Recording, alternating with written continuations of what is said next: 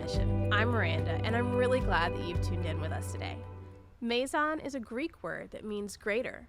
Meizon Mission is all about creating greater spaces for people to hear and experience the good news of Jesus. Just a few things to let you know about before we get into our program today. The new season of House Church programs is launching this fall on Sunday, September 11th. If you already lead a group, or you'd like to start a house church or small group, we're doing a special groups training next weekend. Send us a message if you want to sign up. Refuge Student Ministries is meeting next Sunday, August 21st at 5 p.m. at FCC. Refuge is welcoming rising 5th grade students along with middle schoolers. There's also an informational parents meeting happening at the same time. So, drop your young people off and hang out to meet with our student ministry team. All right, let's jump into continuing our series, Summer Jams, with our pastor, Kevin Bruchert.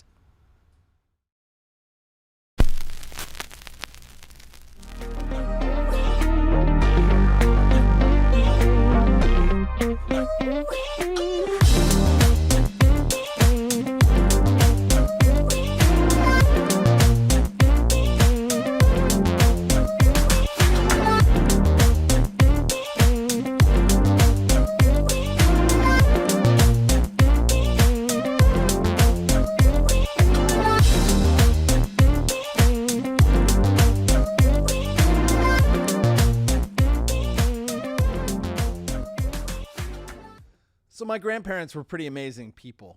I don't have time to get into everything that was awesome about them, but here's the quick rundown. My grandparents on my mother's side were from Norway. My grandfather served in the military in World War II in North Africa. He was a carpenter. My Nana made the best homemade apple pies you've ever known. That's a fact, not up for debate.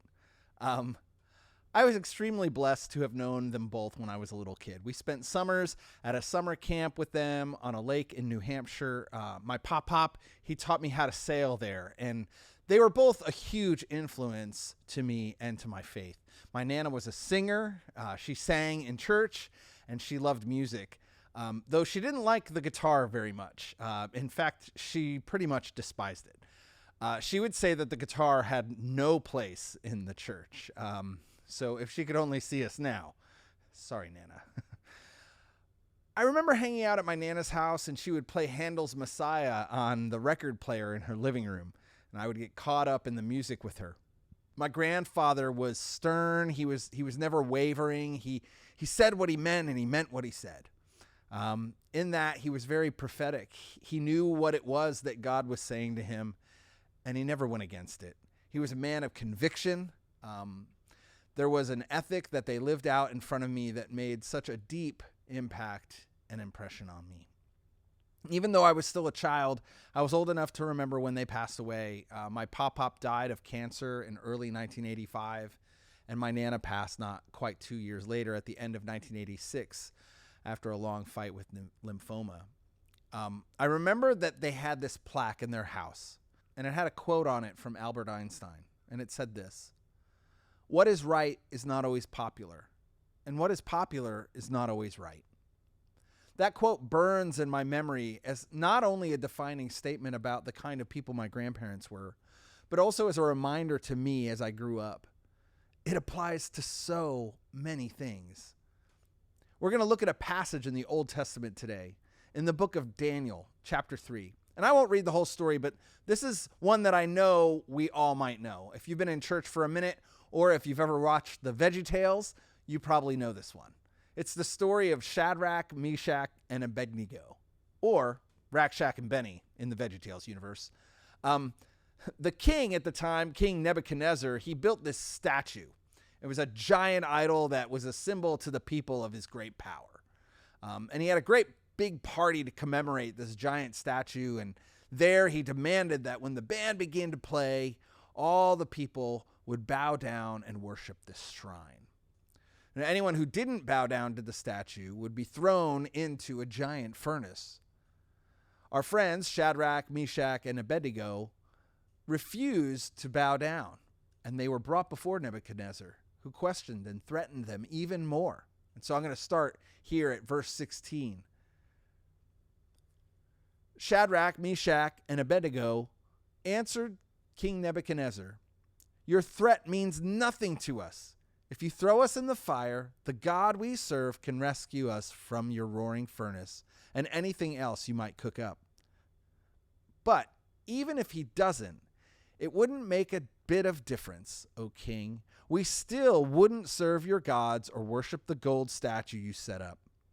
Nebuchadnezzar, his face purple with anger, cut off Shadrach, Meshach, and Abednego. He ordered the furnace fired up 7 times hotter than usual. He ordered some strong men from the army to tie them up, hands and feet, and throw them into the roaring furnace.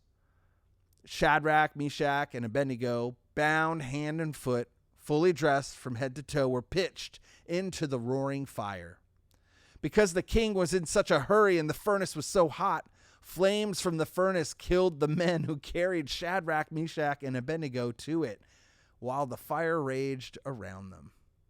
Suddenly, King Nebuchadnezzar jumped up in alarm and said, "Didn't we throw 3 men, bound hand and foot, into the fire?" "That's right, O king," they said.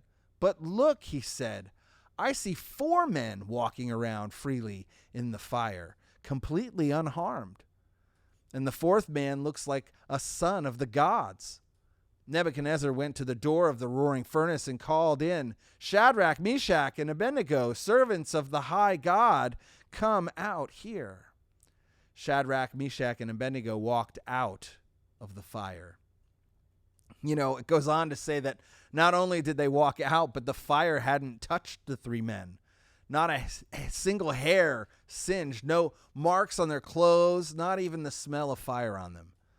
The amazement of the king and the people witnessing this miraculous event resulted in Shadrach, Meshach, and Abednego being promoted to leadership positions in the province they were in. It also helped to ease persecution of the followers of Yahweh.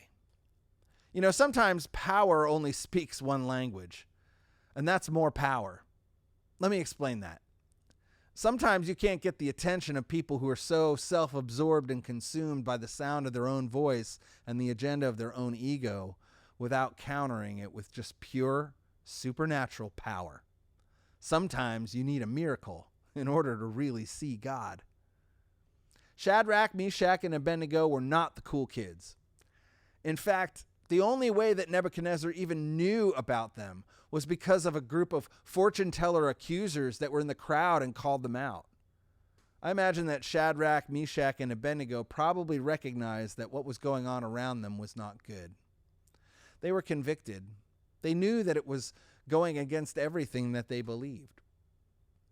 There's that quote again. What is right is not always popular, and what is popular is not always right.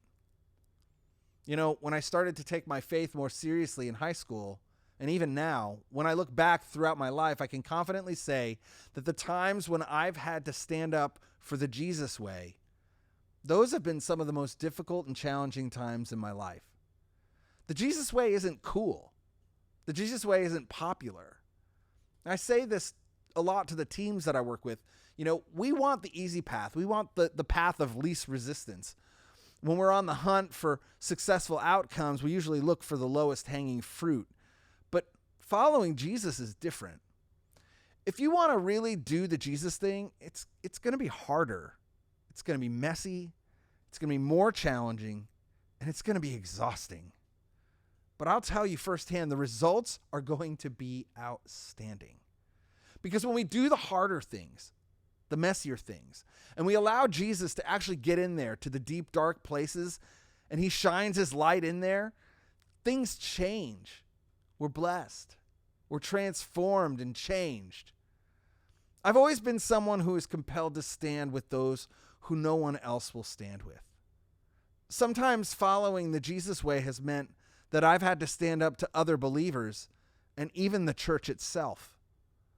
That could be a very lonely and extremely hard experience. What is right is not always popular, and what is popular is not always right. Sometimes following Christ and his way isn't going to help us win friends and influence people.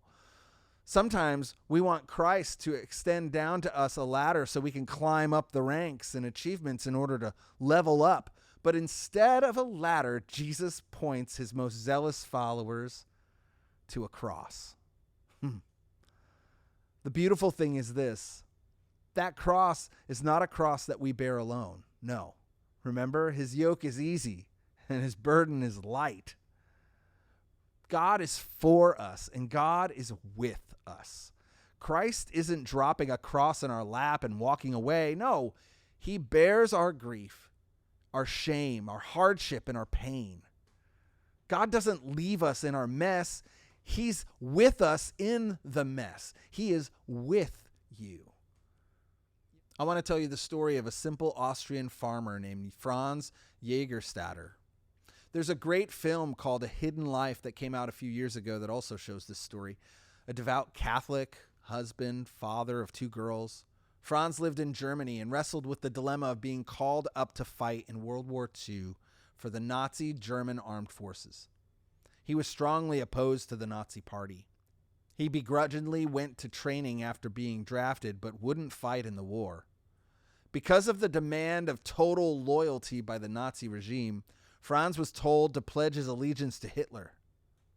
Franz declined.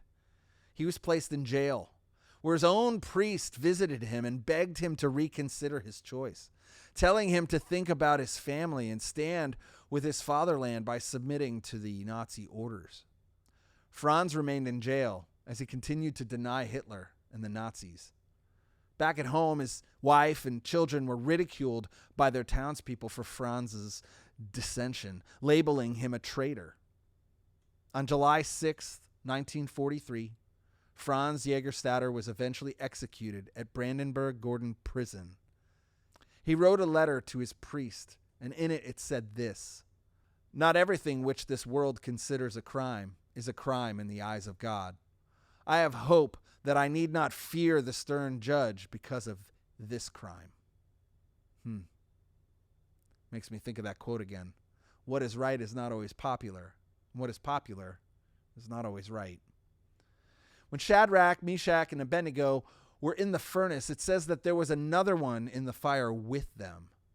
Some think this was an angel, but I kind of think it's the Spirit of God himself. He was standing in the fire with Shadrach, Meshach, and Abednego. God is with us when we take a stand. He's with us when there's this check in our hearts, when we look around the room, when we look around the church, when we look around the country, and we're realizing that something's not quite right. Something happening here isn't good. I can't go along with this anymore. God is with us. You know, there's something about ordinary people standing up against unbelievable power. Franz Jägerstätter, Shadrach, Meshach, and Abednego. Do you remember the Tiananmen Square tank man who stood in front of a row of tanks in the student uprising in Beijing in 1989? Or how about Rosa Parks? When ordinary people stand up against powerful forces, extraordinary things happen. You know, Tom Petty wrote the song "I Won't Back Down" as an anthem for the ordinary person who wants to take back their life. You know, according to the Heartbreakers guitarist Mike Campbell, Petty wrote the song after an arsonist tried to burn down his house. It was a shaking moment for him. Someone had tried to kill him and his family. Mike Campbell says that "Won't Back Down" is probably one of Petty's most vulnerable and personal songs. This song has found its way into many situations where it's become an anthem of resilience, pride, and rebellion. Our very own Florida Gators have adopted this song as a traditional spin between the third and fourth quarters at our home games as a fight song. You know, I was working on the field at last year's Florida-Alabama game with over 80,000 people in attendance, and I will never forget what it sounds like when that many people are singing the chorus of "Won't Back Down" together. It was pretty terrific. Now, I'm going to play the song here in a minute, but as I close, I just want to challenge us to remember that what is right is not always popular, and what is popular is not always right. Sometimes we need to go against the flow, against the crowds, against the thing that everyone else is doing, and stand up for something bigger, something better, something brighter. God asks us to stand up for what we know is right. Let's pray. God, I pray that you would help us discern our convictions. Lord, help us to stand up for what's right and challenge the systems and the crowds around us when we know that you are calling us to something better. Lord, give us your eyes, your ears, your heart. God, as we walk together, may our church be a church that shows the world your power and that you are with us in the fire. Amen.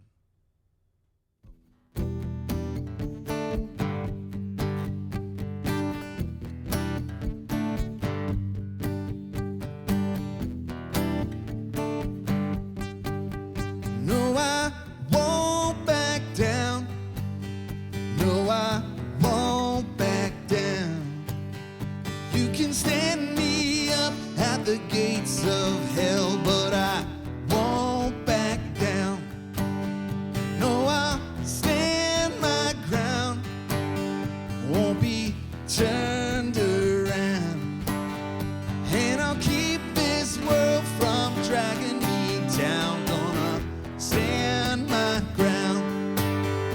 And I won't back down. Hey, baby, there ain't no easy way out. Hey, I will stand my ground. And I won't back down. Well, I know what's right. I got just one life. In a world that keeps on pushing me around, gonna stand my ground. And I won't back down. Hey, baby, there ain't no easy way out. Hey, I will stand my ground. And I won't back down.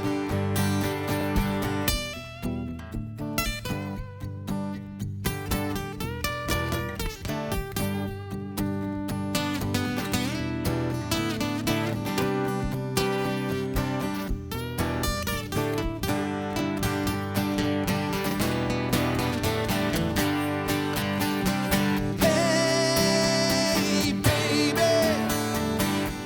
there ain't no easy way out. Hey, I will stand my ground. Hey, baby, there ain't no easy way out. Hey, I will stand my ground. And I won't